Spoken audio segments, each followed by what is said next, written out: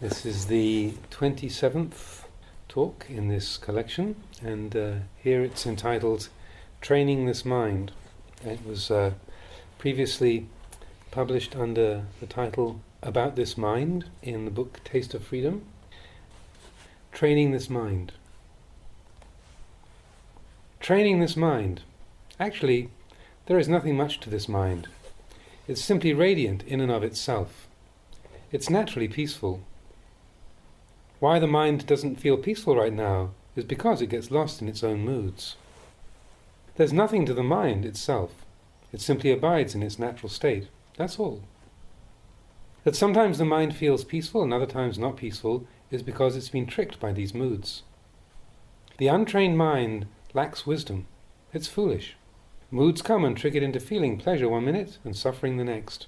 Happiness, then sadness. But the natural state of a person's mind isn't one of happiness or sadness. This experience of happiness and sadness is not the actual mind itself, but these are just moods which have tricked it.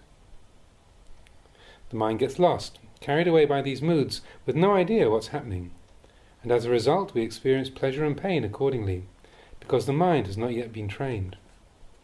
It still isn't very clever, and we go on thinking that it's our mind which is suffering, or our mind which is happy, when actually it's just lost in its various moods. The point is that really this mind of ours is naturally peaceful. It's still and calm, like a leaf that is not being blown about by the wind. But if the wind blows, then it flutters. It does that because of the wind. And so with the mind, it's because of these moods, getting caught up with thoughts. If the mind doesn't get lost in these moods, it wouldn't flutter about. If it understood the nature of thoughts, it would just stay still. This is called the natural state of the mind. And why we've come to practice now is to see the mind in this original state. We think that the mind itself is actually pleasurable or peaceful, but really the mind has not created any real pleasure or pain. These thoughts have come and tricked it, and it has got caught up in them. So we really have to come and train our minds in order to grow in wisdom, so that we understand the true nature of thoughts rather than just blindly follow them. The mind is naturally peaceful. It's in order to understand just this much that we've come together to do this difficult practice of meditation.